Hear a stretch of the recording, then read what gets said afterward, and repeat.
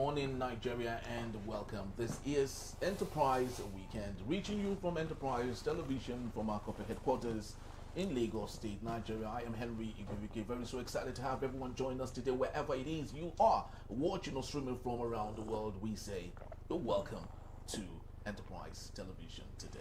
Let's kickstart like we usually do, starting from our newspapers and possibly we stroll through in conversation also for today. Do well to be part of what we do, have a say in what we say. You can reach us when you visit us at enterprisetvnews.com. You may equally like, comment, and follow us on all our social media platforms at Enterprise TV7. Very so honored to have with me right here in our studios, Tochukwu Izukama, public affairs analyst, development communicator, to see through all that we have from our newspapers and possibly our conversation for today. Good morning to you, Tochukwu. Oh yes, good morning, Mr. Henry. Yes. It's nice.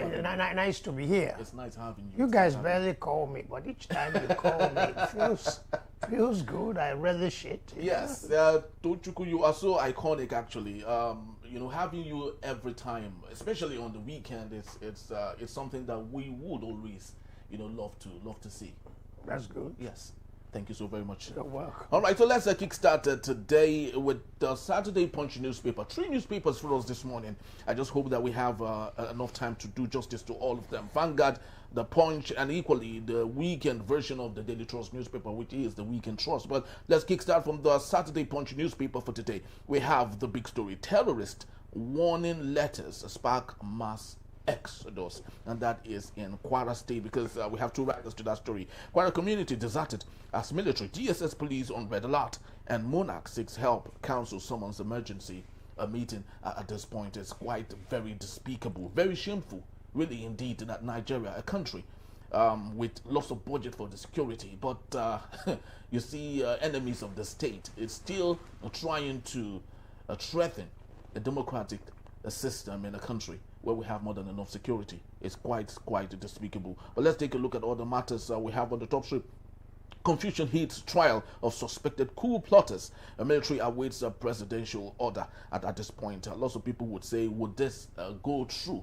And knowing that the demography that made up of the coup plotters are mostly from the northern part of Nigeria, and knowing that President Bola Tinubu wants a little bit of their votes, would he pass through allowing that to happen, or have them, disciplined for that?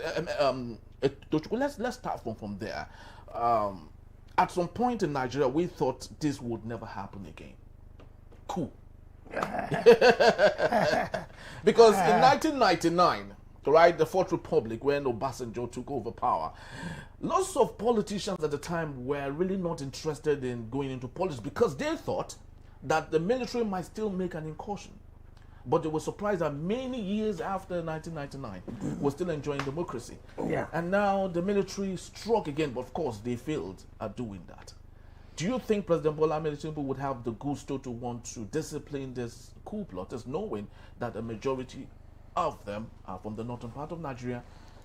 Well, it's about coups. It seems unlikely, but not impossible, that there can be coups.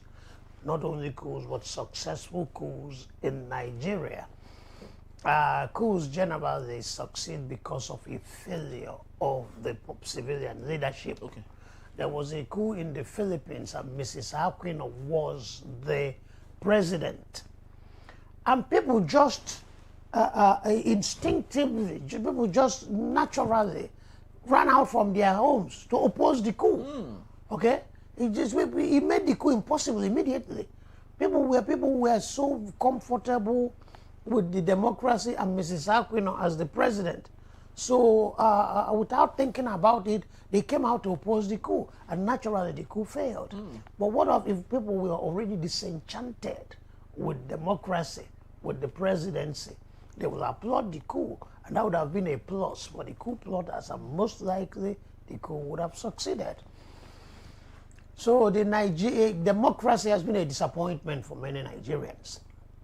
And many Nigerians, our power elite, do not care. They behave as though they are an appetite group of leaders or colonial administrators.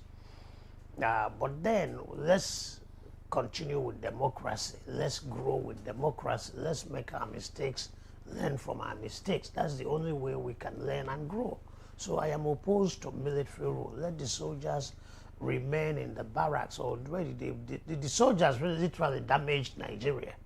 Before the soldiers came on scene as rulers or whatever, Nigeria was by third world standards, a very comfortable, lawful place.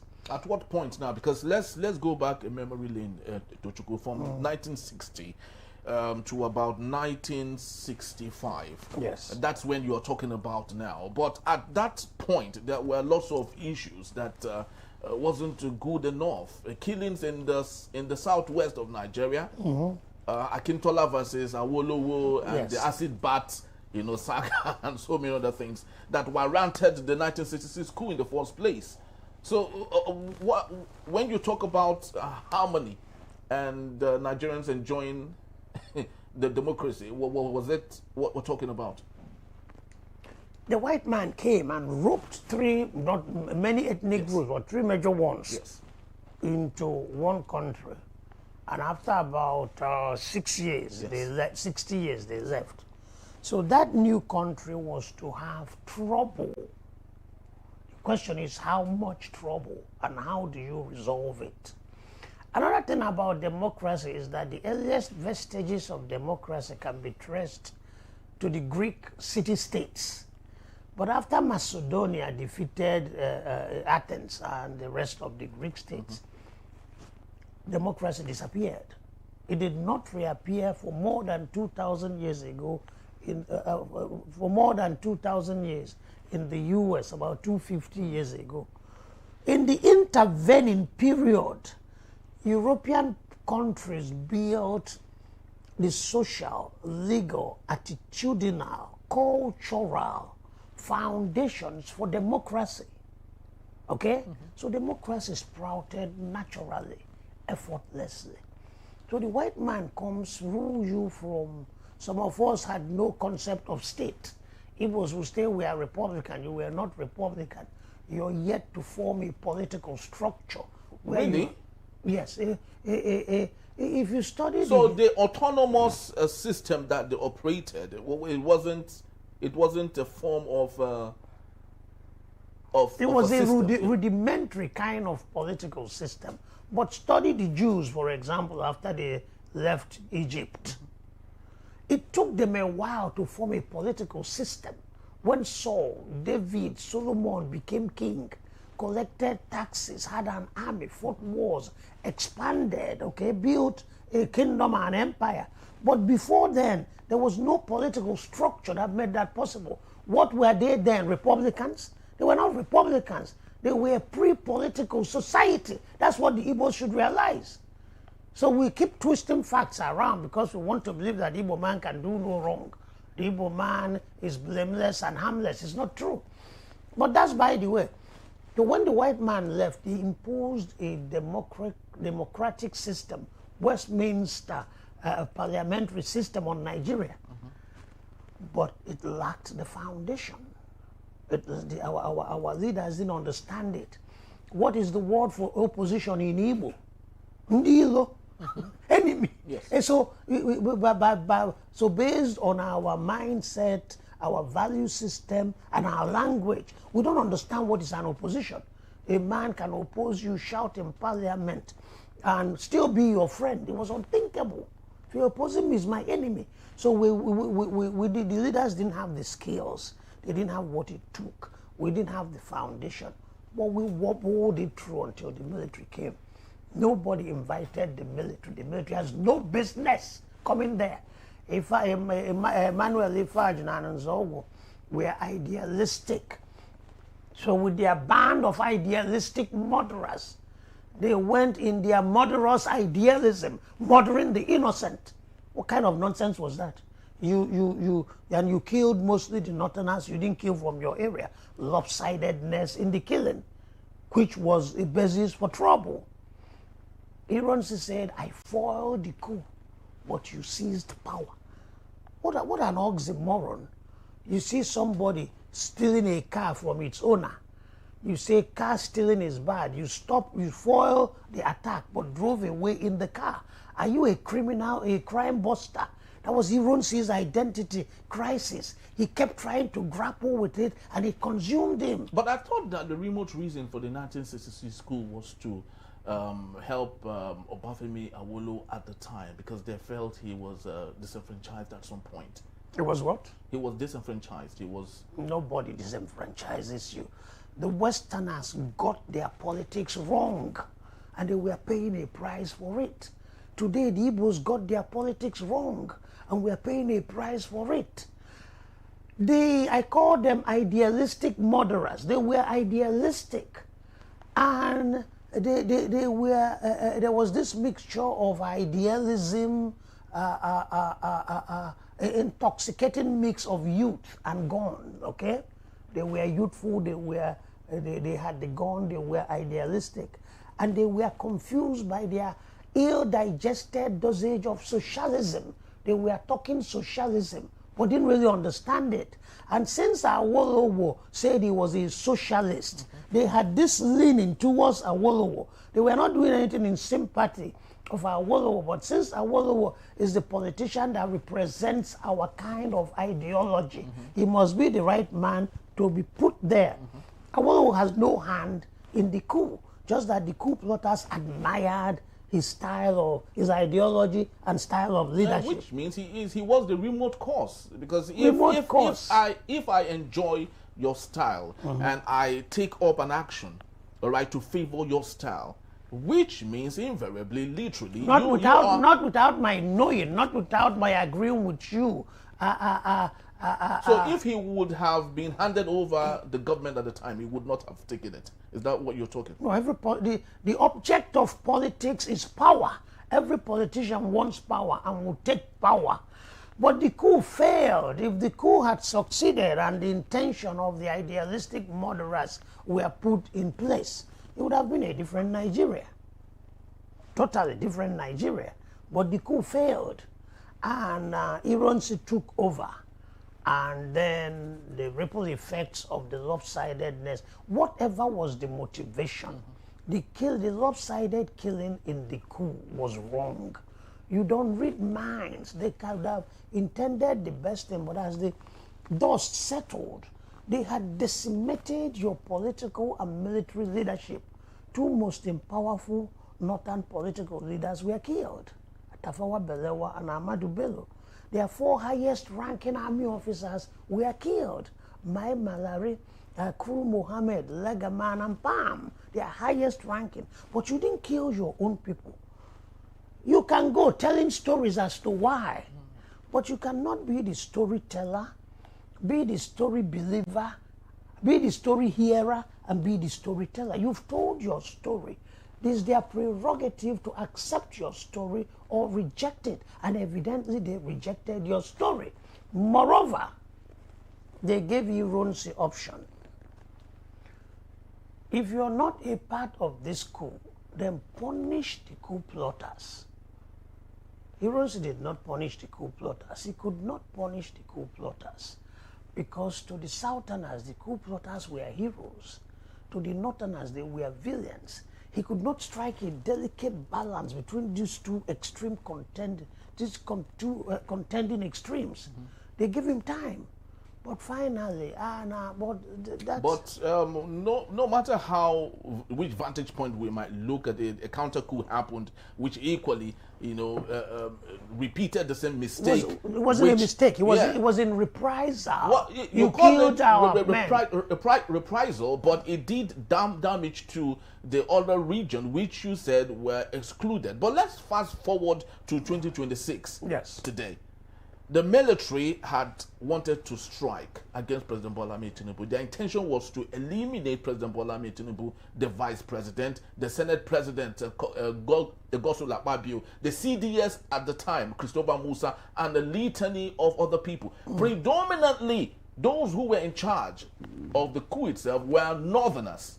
So if that had succeeded, how would you have told the story now? I don't know. I lack prophetic powers. I don't know what would have turned because out. It would have been killing of Southwesterners. If it had happened, yes. we would have then addressed it. It didn't happen. So I can't go speculating. I can't go prophesizing. But the coup plotters need to be punished in the military as it is of now. In the past, it wasn't that bad. But as it is of now, involvement in the coup results to punishment, and the person is punished by sentence, death sentence. And that should happen whether the coup plotters are Westerners, Northerners, Easterners. That they want Northern vote, therefore will not punish them. That's childish. Well, I just sincerely hope that you did say that Ironsi refused to punish those who wanted the government out, or who had allowed the government out because of pandering to the wishes of the Southerners. I sincerely hope that President Bola Tinubu will not equally repeat the mistakes of he better punish them. He better punish them, or he will be getting himself into trouble down the line. All right, so let's take a look at other matters, and this is coming from the Weekend Trust newspaper. Connectivity or political will, e-transmission results. Tochukwu, do you think your vote counts in Nigeria? Our votes count. Our votes count. If it doesn't count, why do they buy it? They come paying you to vote for them. If it's irrelevant, then why are they paying you to vote? But it provides room for manipulation. If nobody votes for you to start with, you may not have any room for any manipulation or for any intrigue. Then is you get people to vote for you. It's after they have voted for you that you start manipulating the figures, Okay. So our votes count, not as much as it should. Yes. All right, not as much as it should. But one would wonder if at any point those who are making this possible would ensure that the wheels of Nigerians, work, because with what we see right now, the National Assembly, 10th National Assembly under Senate President Rabiu is a bit sketchy about allowing this to work. E-transmission, 100% of e-transmission. Why do you think they are scared? They are electoral fraudsters. So they are making room for electoral fraud. So if it's automatically transmitted, then the exact result will be transmitted to the portal. Is that what they call it? Yes, portal? Portal. Yeah, will be transmitted. So everything from all parts of the country will be recorded in one place. So it will be hard to manipulate. But if you say, oh no, don't transmit, let's write it down. Who is writing it down? They are in power already. They have the machinery, they have the connection, they have the power, they have the money. Therefore, they can influence whoever is writing it down. They can influence INEC. So it allows them room for fraud. It allows them room for alba cadabra, So it's good Nigerians understood what is involved and went out there to demonstrate. I think they're making some amendments, but the amendments is not being totally in conformity with the wishes of Nigerians. Yes. So the pressure on them should continue to do the right thing. And foolish senators. I don't know the kind of people we have in that place. We have no data, whatever, in my village. Yeah, especially because it's very important that you mentioned this. Amongst those who said they had no network in his village is Alleges or Kano. Yes. Yes, and a couple of weeks back, about 3 days or 4 days back, his community, the women in his community wore black, and they came out in droves, singing a sad song, right, a dead song, that Alleges or Kano before 2027. Okay. Right. So which means that Alleges or Kano, you will die before 2027. So what do you think this is galvanizing towards at this point? Do you think those women will vote for him? Well, people have said, because when I love reading the comment sessions to lots of these viral images. And people said that all it would take Ojo Sakalo is distributing a bag of rice and 5,000 naira, and the same women will turn around to say you would leave. Yes, some of them, not all, but Yes. such a man is already very unpopular in his constituency. Yes. And your Ohafia youths rallied against him too, saying that you called Ohafia a bastion of IPOB activism, and now you're coming to campaign. We will not vote for you. You by tricks, you stopped 150,000 votes from our area. You didn't have somehow they blacklisted 150,000 votes from that area. Therefore, so the Ohafia group is against him. His own hometown group is against him. So he's not popular. And such a man needs fraud. Such a man needs to manipulate the electoral system to make a comeback. So that's why they are in the group saying there's no whatever in my village. But like somebody was telling Rabiu, you are a womanizer, and Oshomole is a womanizer. You go to your village, and from your village you connect your multitude of girlfriends, inviting them. But when it comes to election, there will not be network there. It's actually quite funny. You know, lots of things are happening. You know, the 10th Assembly will go down in history books as the most unserious. The most unserious. The most unserious. The most unserious. Yes. The most woman rapper. Because that's where you have people like Ned walking, talking about the little girl. Yes, married. Then you had Rabiu trying to seduce a married woman, and all that is following it. And Adams Oshomole, the latest of them all. Yes, and all that. So I don't think Rabiu is a serious man. And everything is leadership. The leadership of this, whatever is happening in the Senate is a reflection of the leadership. Very well said. And that is why we think this e-transmission would work, because the fear right now within the rank and the file of the 10th Assembly is if this e-transmission thing works, then lots of them would not return back to the Assembly, would not return back to the Assembly. Senate President Godswill Akpabio didn't even vie for the election in the first place. He wasn't there. But he shouldn't be there in the first place. He is the Senate President of the 10th Assembly, Federal Republic of Nigeria. It was a product of fraud, and he needs to entrench fraud. He needs to entrench electoral manipulation to remain there. It was fraud that brought him there. He wasn't elected by his people. It was just some court intrigues in abacadabra in the courts, All right, so just before we will leave, we have less than 90 seconds to do this. And since this is the weekend, I would love to do a little a story here.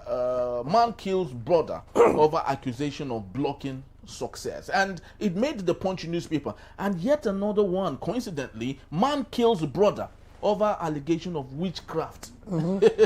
Tochukwu, why are we having a repeat of Cain and Abel in today's world? There's witchcraft in Nigeria, but every problem we confront or experience may not have emanated from witchcraft. Okay. So the question is, where do you draw the line between real witchcraft and presumed or false witchcraft? The society is warped up.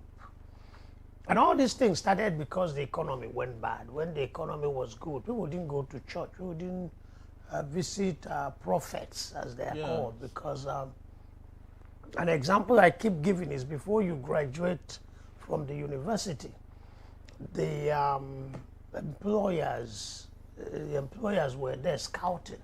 There might be 20 openings and you only have 15. So even if the witchcraft is bothering you, you have a job, you have a car loan, you have a housing allowance. So you're 25, you're 26, you own a flat, you live in a flat, you own a car, you have a job. So even if prophet tells you there are witches bothering you, you will not believe. But what things got bad? You have been, you finished school 9 years ago and you're still unemployed. So he provided the enabling environment for witches, for prophets to thrive in their talk about this man is bewitching you, this man. So it's there. But people have to be very, very careful. And don't kill your brother because it's a spiritual issue. So if he's bewitching you, find a way to counter him too spiritually, you know. Well, and this is why Paul Kagame of Rwanda said he had closed down 6,000 churches. There's a need to do a similar thing in Nigeria. 6,000 churches have been closed down in Rwanda because of how so-called men of God have turned around spirituality and used that as an advantage, as Trojan horses to fleece people of what they have. And lots of people called it draconian, authoritarian principle of leader. There should be a free opportunity to practice whatever religion or faith you want to, but using that against the people is what Paul Kagame is going against. Don't you think so? Well, yeah, there are a lot. We need a similar cleanup in Nigeria. Many churches are fake. Many pastors have not have the calling of God. They are just out there fleecing people, lying to people, twisting people's life around, raping underage women, underage girls, sleeping with married women, all in the name of Jesus Christ. You know, lying and taking people's money. The Nigerians have this herd mentality. They want to belong. Get up and go give offering. Everybody must get up. So if you sit down, you're like a renegade. You're an outcast. Yes. Is it because you have no money? Is it because you're defying the pastor? It's because I do not want to. Period. And leave me alone. But we don't have that independent-mindedness. We have to follow. We live in fear. The average Nigerian is afraid of his landlord, his employer, the police, the army, the judge, the lawyer, the pastor too. Yeah. When I returned to Nigeria, one thing struck me. Everybody I talked to tell me I'm a lawyer. I'm a lawyer. And I asked my cousin, why is every Nigerian claiming to be a lawyer? She said, because Nigerians are afraid of lawyers. I said, oh, because you talk to somebody, you argue with somebody, I'm a lawyer. What's the relevance of your being a lawyer in my disagreement with you? That Nigerians are afraid of lawyers. They believe that lawyers can twist the law and get you into trouble. So Nigerians are afraid of everybody. So once the pastor says, you must concur because you're afraid of the pastor. The pastors have lied to us that if you disagree with them or if you question them, you'll incur the wrath of God on earth and also be consigned to hellfire in the hereafter. Who wants to incur the wrath of God on earth? And who wants to be consigned to hellfire? But that's not the teaching of the Bible. But we don't know. Many people don't know. All right, that's what it is, and we hope that Nigerians would understand that some of these things falls on the table of every individual to either decide where they would love to follow and do same accurately. Tochukwu will still be here to take us on our main conversation. That's when we return. El-Rufai alleges Tinubu government lobbying behind U.S. sanction move against Kwankwaso and others. In a big enterprise weekend, it is. Don't go anywhere. I'll be right back.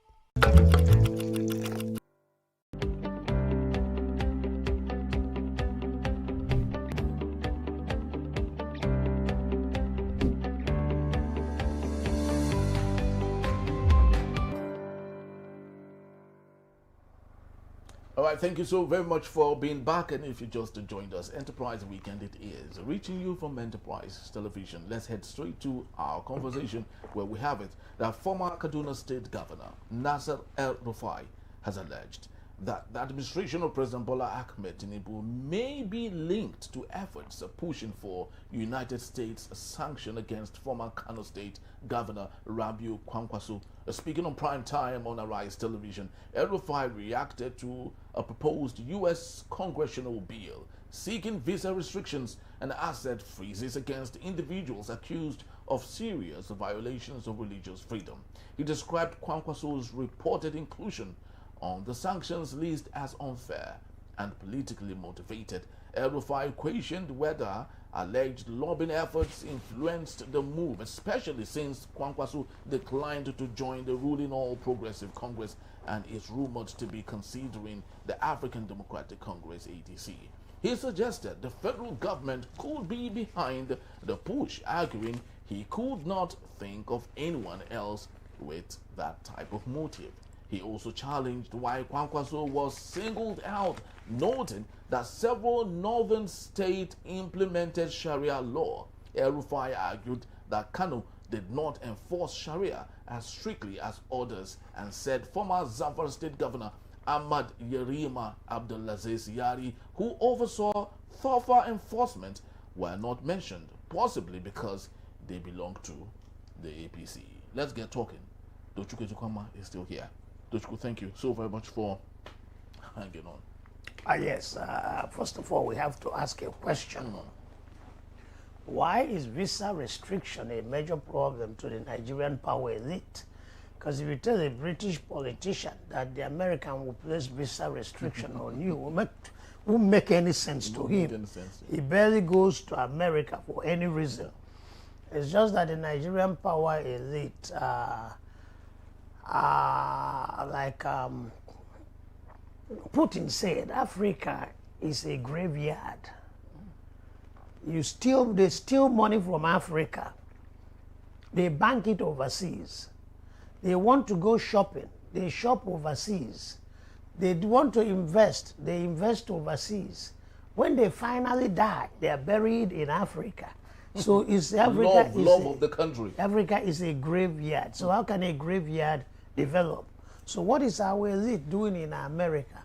They have their homes there. They have invested their stolen wealth there. Their children go to school there. They go there to party. They go there on holiday. They go there to relax. And these are leaders of Nigeria, another country. In Israel, a prime minister cannot have a foreign account. So for you to be a leader in Israel, you cannot have an account anywhere else outside of Israel. That was what happened to Rabiu. That was why Rabiu fell from power. He was prime minister. But when he was, I think, an ambassador, a diplomat in the U.S., maybe ambassador, whatever he was, he had an account in the U.S. He didn't close the account before returning to Israel. The American intelligence knew.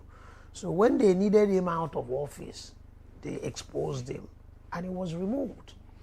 So what kind of country is this where those that lead us do everything overseas? Their mind is not even here, and they are our leaders. How can they lead us right? How can we make progress? That's where we'll start with this, our issues.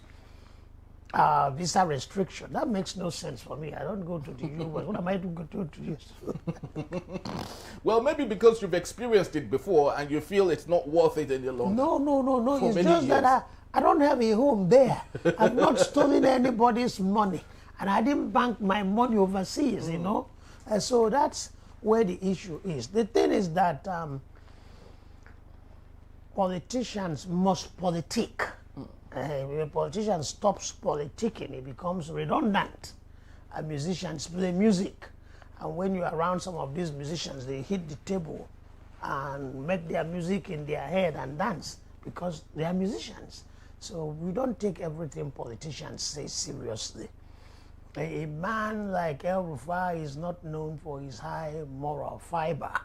He is not known for his honesty and decency. He is believed to be, alleged to be one of the sponsors of terrorism in Nigeria. So I don't know what he's saying. He might be right, he might be wrong, but President Tinubu has been on this PR binge in the U.S. He's brought out so much money to influence the American government and public opinion. Trump the other day recognized Mrs. Tinubu in a gathering. You can tell he does not know Mrs. Tinubu. He doesn't. Where are you? Where are you? It was mostly scripted, you know, like the detail of the things he's supposed to do. Number one, number two, say this, number three, say this, and he got to that point and he had to do that. Tinubu's PR got that recognition to burnish the image of the president and his wife. And he wanted to get additional interviews somewhere, was blocked, and he wasn't allowed. So maybe his PR didn't do enough groundwork. So American involvement in Nigerian politics, the rate they are going, is welcomed. There's a song that says, "Otokata mamu or goba makwa." It makes me wanna laugh. It makes me wanna cry. They are coming in to fight Fulani terrorism, the bandits and all that. That's wonderful. But that we cannot take care of ourselves. A foreign power will have to secure the peace of our country. It's shameful. It boggles the mind. It makes you want to cry. So something has gone terribly wrong in Nigeria that needs to be fixed. Whether it's the foreign power that will fix it for us, we accept it. But then it goes to show that things are not the way they should be. If Kwankwaso is part of ADC, Yes. and poses a formidable opposition, or will pose a formidable opposition to the president and his party in 2017. What is strange about the president trying to undermine him or subvert his political activities? Because that's always been the question here. That's politics. But You weaken your opponent so he does not dislodge you from power. So if this man is poised to challenge me and possibly dislodge me, what is wrong with me wanting to put him in a bad light? But That's Tochukwu, at politics. what point? I understand the definition of politics and why politicians play politics. But when the lives of vulnerable Nigerians, almost everyone in Nigeria is poor. It's poor. And yes, almost everyone is financially poor. Yes. In Nigeria, you know. And when you have leaders leading a country where a large chunk of their citizens are financially poor, why should politics take center stage over good governance? I'm speaking with reference to President Bola Tinubu at this point. It shouldn't. Well, this administration is most insensitive to the situation of Nigerians, to the plight of Nigerians. They don't care. You see that in their body language. You see that in their deportment. You see that in their expressions, you know. So they do not care. And for some of these, we call them leaders, or they're actually rulers. They are not leaders. The poorer the masses are, the better for them. You see? The root of poverty, the root of bondage is poverty. But that's quite Machiavellian at this point. These guys are worse than Machiavellian. Read what Machiavelli wrote. I've never been able to read it because each time I read it halfway, I found it so nauseating. So nauseating, the prince. You I read it and you feel like, what is happening here? I'll stop halfway. But these guys are worse than what they are doing is worse than what Machiavelli advocated. Yes. You know, yeah. And Machiavelli was writing way back, Middle Ages, Yes. 15th century, Yes, 16th century. yeah. So a lot has changed since then. It shouldn't be the case in Nigeria or in any other country, but that's what it turns out to be in our country. So nobody cares. And Tinubu, one problem with his administration is that they have never for once settled down to govern. Exactly. There's been politics from the day he came into office. It was politics in preparation for 2027. Yeah, so he has not been a president. He has been a politician. That's the thing. Unfortunately, and everywhere you see him travel to, he makes such mistakes here and there. And one of those cases was when he went to the Bahamas and he was telling Nigerians in the diaspora there that since he won Nigeria's election in 2023, Nigeria has been a wonderful place. And of course, lots of people disputed that fact and many more, you know, like that. But let's take a look at the Kwankwaso himself, who has been designated at some point here, but it still needs to have it passed in the Congress in the United States. Shetima, who happens to be the vice president, at this point, at what point in his political career was equally fingered at some point.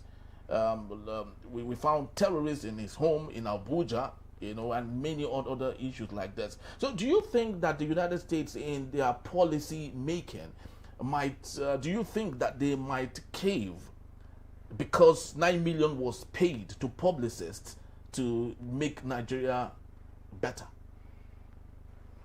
9 million wasn't paid to clean up the image of Nigeria. To clean up the image. Do you think the United States policy might tilt towards going against what Donald Trump had always... you remember he said Nigeria is a disgraced country. Yeah, a country of interest. Yes. A lobbyist have impact on everywhere. Lobbyists, a politician needs money, and be it in the U.S., be it in Nigeria. In Nigeria, they steal the money. State governor gets 10 billion from state funds and give to somebody. In America, it's people supporting them. Yeah. And in America, there are strict rules. This man, Jesse Jackson, his son was a member of Congress. From his campaign funds, the money that was given to him for campaign, he took $40,000 and bought a watch for a girlfriend. He was removed. Just spending campaign funds for personal reasons was removed.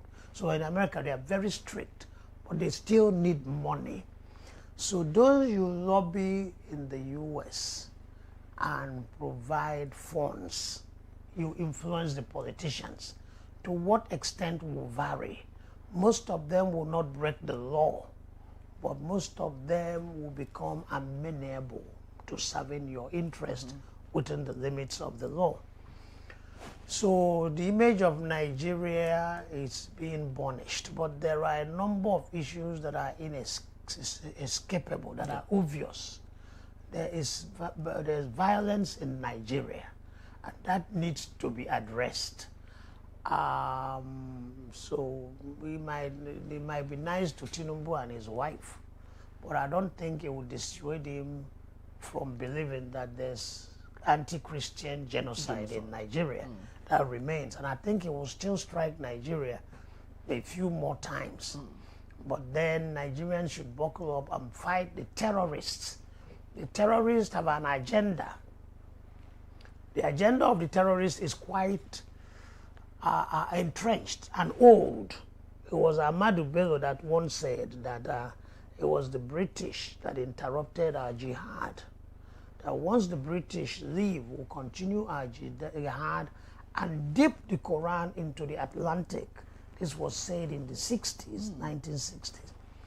He also said that this country, Nigeria, is the estate of our great-grandfather, Ottoman Danfodio.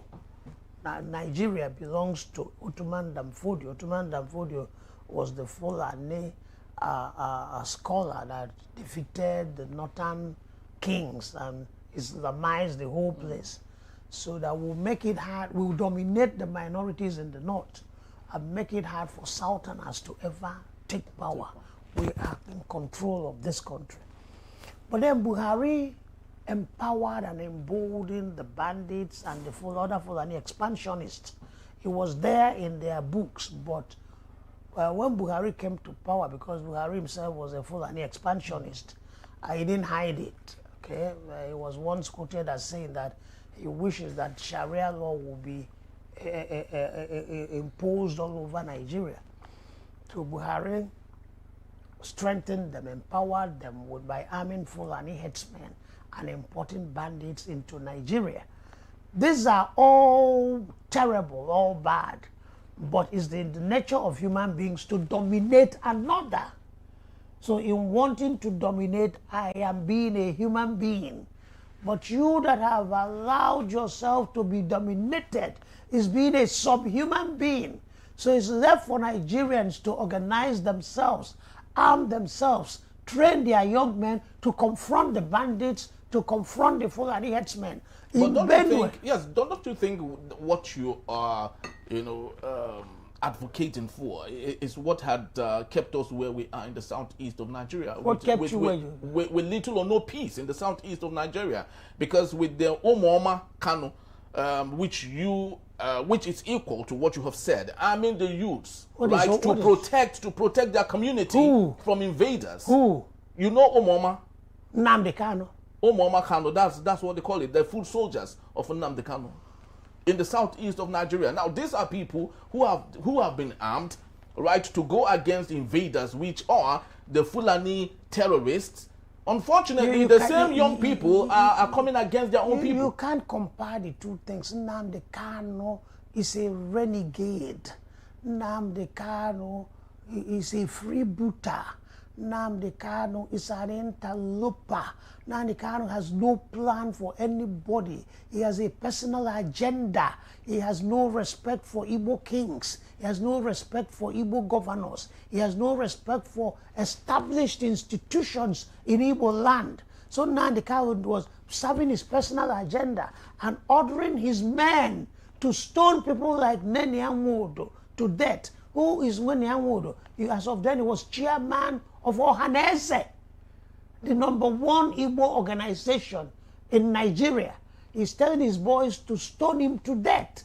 So he's a renegade, a confused human being who's out to use Igbos and make money. But you just said that it's in the life of a human being to dominate. Yes. You shouldn't blame someone who's been dominated. So if Nnamdi Kanu, who is a human being, is hoping to dominate, according to what you have said, don't you think it equally falls to the same principle that you have said of being a human? A principal wants to dominate when he's dealing with his students. A husband wants to dominate when he's dealing with his wife and children. An armed robber wants to dominate when he's stealing. But where do you draw the line between this attempt to dominate and criminality? Where do you draw this line when you want to tear a whole ethnic group down to push up yourself? Then the ethnic group must resist you. You're trying to compare, arming your youth, training them to confront Fulani headsmen. Nnamdi Kanu's movement had nothing to do with Igbo kings, nothing to do with Igbo politicians, nothing to do with Igbo leaders, nothing to do with Ohanese. He was a loose cannon. But his fight had always been, his fight has always been, not allowing Fulani terrorists, jihadists to invade the southeast of Nigeria. That has always been his cause. Nnamdi Kanu is Biafra, and he started it in 2012 when Goodluck Jonathan was in power. Was Goodluck Jonathan marginalizing the Igbos? He had Igbos in some of the most important positions: secretary to the government, finance minister, chief of army staffs, and so on. Was he marginalizing the Igbos? He was not. So his Biafranism has nothing to do with the Igbos. It was to serve his purpose. He came out from Owazirike and started his own. He is more politically savvy, more press savvy than Owazirike, so he did a better job. But just as Owazirike was out to serve his purpose, Nnamdi Kanu was out to serve his purpose. But he became more dangerous than Owazirike. So Nnamdi Kanu has his own agenda. It has nothing to do with the Igbos. Like I've always said, if he will subordinate whatever he's doing to the good of the Igbos, you cannot disorganize all that the Igbos have done in the last 50 years. We started from scratch and did an outstandingly good job to raise ourselves up, to reintegrate ourselves in the system. It may not have been a perfect job, but it was a respectable, decent, glorious job. So for one man to come and shove everything to the side, and it's me, Nnamdi Kanu, IPOB, his army was his personal army that was to be used against his political opponents, his political enemies, not to serve the Igbos. So the people he brought, if you go to your village and collect young men that you know their pedigree, their character, and arm them and train them and tell them what to do, you can handle them. But when you say renegade that collected a bunch of renegades from nowhere, then it became a problem for everybody. Sit at home, he started sit at home. And in his sit at home, he encouraged violence. I listened to his tapes. The lockdown is utter and complete. If anybody comes out, my people are very stupid. To him, everybody is stupid. He's the only reasonable human being in the whole world. If anybody comes out, burn him up, and burn him up in that his store. And that's an Igbo leader. What are you doing sit at home for? Why don't you coordinate it with our present leaders? They may not be outstanding, but they are there, okay? Burn him up, take guns from, listen to him, take guns from Edo, kill Nigerian soldiers, kill them, take their guns and kill another person. Are you serving Igbo purpose by killing Nigerian soldiers? So he is a confused human being. And he was in London speaking. Sowore is in Nigeria. All of them are in Nigeria. You're in London. Kill, kill, kill, kill, kill. But you're there with your wife and children having fun. Is that a leader? Even though Wazuke remained in Nigeria.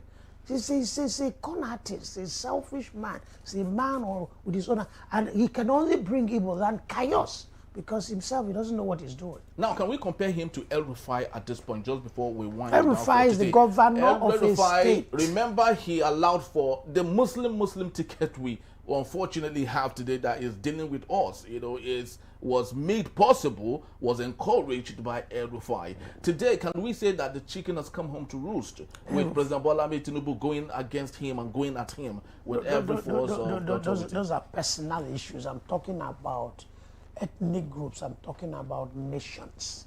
The Hausa Fulani has an agenda, and El-Rufai is a disciplined, subordinate, loyal member of the Hausa Fulani, and is out to advance this agenda. Is Nnamdi Kano advancing the agenda of the Igbo? The answer is no. The Yorubas have a consensus. The Hausas have a consensus. Ojukwu destroyed our consensus during the war. An arrogant, selfishly ambitious human being. He destroyed everything that was built up by people like Zeke, his father, Timba and Caliber, the old Igbo power elite, that got us dominating the whole Nigeria. Every aspect of social life in Nigeria was dominated by the Igbos. It wasn't by accident. It wasn't by chance. It was strategically designed by responsible, determined, committed, selfless leadership. So when we had a man who wanted power for himself, it's me and me or nobody else, he destroyed what was built and ran away after he destroyed everything. So we are yet to reconstitute ourselves after the war and the ravaging effect of the lingering grip of the Biafran propaganda on our minds. We have no consensus. Hausa Fulani, no matter where they are coming from, is northern hegemony. That's their goal. We must dominate Nigeria politically. The Yorubas, no matter where they are coming from, it is what S.G. Ikoku called Yoruba irredentism. Tinubu is in office. He appoints Yorubas to everything, not caring. He makes no apologies for it. He gives no reason for it. But Yorubas must dominate because I am a Yoruba. A Yoruba man comes into an office. They are usually into procurement and employment. He employs only Yorubas. 10 years later, he's out. Yorubas have taken over the place. What is the consensus of the Igbos? We have none. But if people will start at least attempting, Obi of furniture, this is my agenda. What do we do? Ezenry, this is my agenda. But everybody comes with his own personal ambition, destroy Igbo land, and run away. He couldn't run away. He ran a war already in Nnamdi Kano, but was captured and returned to Nigeria. Now he's in jail. And Igbos foolishly will be talking about releasing Nnamdi Kano. Release him to continue with his Biafranism, or release him to renounce his Biafranism. Because you can't release you to continue with Biafranism. The Nigerian constitution talks about the indissolubility of Nigeria. So any attempt to disintegrate Nigeria is treasonable. Yeah. So you can't bring him out to continue with his treasonable activities, but bring him out to renounce Biafra. What of the young men you egged to death? The young men obeying your instructions that died because of your instructions. So are you abandoning them? Are you saying that their death was for no reason? So release him for what? He has committed an offense and should be punished. And it's in punishment, period.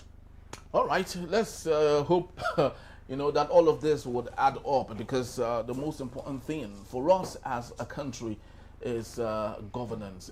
No matter where it is coming from, no matter from whom it is being served, Nigeria needs good governance at this point. So whether the Kwankwaso and the El-Rufai people and the ADC might not be in the same room and have the same sit at the table with President Bola Tinubu at this point. Nigerians are asking for good governance and for them to be protected, for Nigerians to be served at this point. Unfortunately, it's often said, a very old adage, when two elephants fight, the grass is there to bear the brunt. And unfortunately, Nigerians are bearing the brunt of the fight between Kwankwaso and President Bola Tinubu, El-Rufai, and many other people. As 2027 draws very close, we sincerely hope that all of this, might be checked if the government and those running it are serious enough to make this happen. This is our take for today. Tochukwu, thank you so very much. You're welcome. You're welcome. Do appreciate you. All right, people, we have to leave for today. I would love to believe you enjoyed our show just like I did here. Please do well to follow us. You can find us at enterprisetvnews.com. You may equally download and share to your friends and folks, if you may, when you visit us at Enterprise TV7. I am Henry Babiki. Have yourself a splendid day. Have yourself a splendid weekend. God bless you, and we'll see you on another episode. Gracias. Bye-bye.